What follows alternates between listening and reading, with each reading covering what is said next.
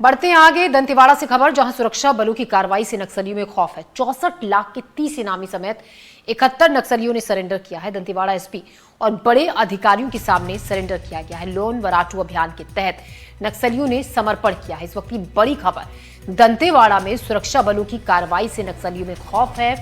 64 लाख के 30 इनामी समेत 71 नक्सली हैं जिन्होंने सरेंडर किया है। दंतेवाड़ा एसपी और बड़े अधिकारियों के सामने सरेंडर किया है। लोन वराटू अभियान के तहत नक्सलियों ने समर्पण। इस वक्त की बड़ी खबर, 30 इनामी नक्सली समेत कुल 71 नक्सली हैं जिन्होंने सरेंडर किया है। अपने आप में एक बड़ा आंकड़ा। जिस तरीके से लगातार नक्सलियों के खिलाफ जवानों के ऑपरेशन जारी हैं, नक्सलियों के खिलाफ एक्शन लिया जा रहा है, सर्चिंग ऑपरेशंस चल रहे हैं तमाम उन जगहों पर जहां पर नक्सली मूवमेंट देखी गई।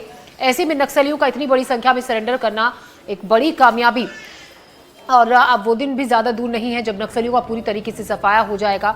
लोन वराटू अभियान के तहत नक्सलियों ने समर्पण किया है, जिसमें एसपी के सामने, जिसमें 64 लाख के 30 इनामी हैं। 30 इनामी नक्सली समेत 71 नक्सली हैं जिन्होंने सरेंडर किया है। दंतेवाड़ा एसपी और बड़े अधिकारियों के सामने सरेंडर किया है। लोन वराटू अभियान के तहत नक्सलियों ने यह सरेंडर किया है। दंतेवाड़ा से एक बड़ी खबर आ रही है। सुरक्षा बलों की कार्रवाई से बौखलाए नक्सलियों ने खौफ में 64 लाख के नक्सली, 30 इनामी समेत 71 नक्सलियों का सरेंडर। पंकज सिंह इस खबर पर हमारे साथ ज्यादा जानकारी के साथ जुड़ रहे हैं, हमारे सहयोगी।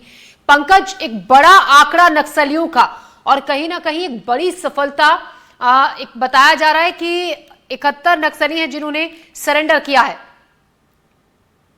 दरअसल देखिए, यह सबसे बड़ा आंकड़ा है। मैं बता दूं कि 2025 में बस्तर संभाग में किसी भी जिले में एक साथ 71 माओवादियों ने सरेंडर नहीं किया है। इसमें 71 नक्सलियों ने सरेंडर किया है, जिसमें से 30 लाख के 30 इनामी माओवादी हैं, जो कि 64 लाख के इनामी नक्सली हैं। इसमें सबसे बड़ा एक इनामी नक्सली है जो 52 मड़काम है, जिस पर 8 लाख रुपए का इनाम लगा रखा गया था, जो कई मुठभेड़ों में शामिल रहा। 2012 में मटरा चेरू की मुठभेड़, 2014 में दुगईगुड़ा, अमरेली, बेलागुड़म, गुंडम, तो जितनी भी मुठभेड़ें हुई उसमें शामिल रहा। वहीं एक महिला माओवादी समीला है, 5 लाख की इनामी।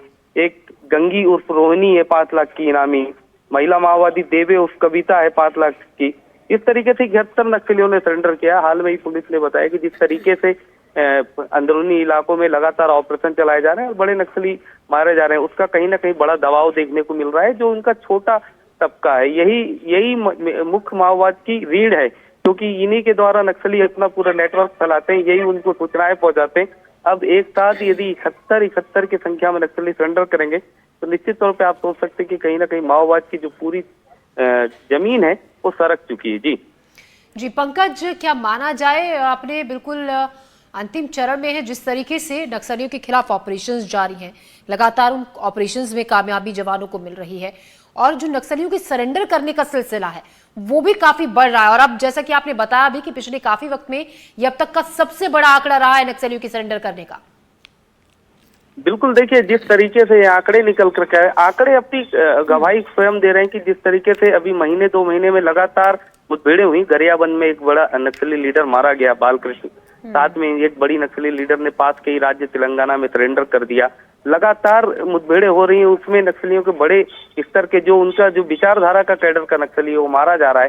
तो आप सोच सकते हैं कि जो छोटा जो तबका है निचले स्तर का, उस पर कितना भय व्याप्त होगा कि एक साथ 71, 75, 30, 32, ये सिर्फ यही का आंकड़ा है। बीजापुर ले लीजिए, सुकमा ले लीजिए, नारायणपुर ले लीजिए, हर जगह आपको 2 दिन में 3 दिन में कहीं ना कहीं सरेंडर या गिरफ्तारी के आंकड़े दिखाई दे रहे होंगे। तो जिस तरीके से सरकार ने जो एक डेडलाइन खींच दी है, वो डेडलाइन इतनी लंबी होती जा रही है कि नक्सली उस तक पहुंच नहीं पा रहे हैं और लगातार उन्हें बड़ा नुकसान हो रहा है। ये मान लीजिए कि आने वाले समय में हो सकता है कि नक्सलियों का जो सुपड़ा है वो बस्तर संभाग से पूरी तरीके से साफ हो जाए। जी पंकज, क्या माना जाए, जैसे बड़े नक्सली लीडर एक के बाद एक मार गिराए जा रहे हैं, यहाँ सरेंडर कर रहे हैं, आप नेतृत्व की कमी भी एक बहुत बड़ी वजह है कि अब समझ में नहीं आ रहा है कि क्या करें, कहाँ की तरफ आगे बढ़े, कहाँ जाकर शरण ले।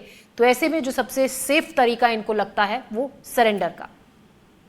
देखिए, नक्सलियों की जो विंग है वो 4 चरणों में काम करती है। उनका पीसीएम यानी कि पुलिस मेंबर, उसके नीचे में सीसी मेंबर के कैडर, उसके नीचे में एसजेडसी के जो मेंबर हैं, उसके नीचे में ये सबका आता है। जब ऊपर के लेवल के टॉप लीडर के जो नक्सली जब उनके मारे जा रहे हैं, तो जो उनके जो निर्णय लेने की क्षमता है वो खत्म हो रही है। नीचे के नक्सलियों में ऑटोमेटिक भय व्याप्त हो रहा है कि जिस तरीके से जब हमारे बड़े लीडरों को पुलिस ट्रेस करके मार दे रही है, तो निश्चित तौर पे हमारे इलाकों में भी जब मुठभेड़ चलेगी तो हम सेफ नहीं है, सुरक्षित नहीं है। कहीं ना कहीं अपनी जान बचाने के लिए वो सरेंडर की तरफ में मूव कर रहे हैं। जी पंकज, बहुत शुक्रिया आपका जानकारी के लिए। हमारे संवाददाता पंकज सिंह दंतेवाड़ा से हमें जानकारी दे रहे थे। अब तक का सबसे बड़ा आंकड़ा, 71 नक्सलियों ने सरेंडर किया है। लोन वराटू अभियान के तहत ये सरेंडर किया गया है। आपको बता दें, लगातार जवानों को कामयाबी मिल रही है। दंतेवाड़ा एसपी के सामने नक्सलियों ने ये सरेंडर किया। खबरों में बढ़ते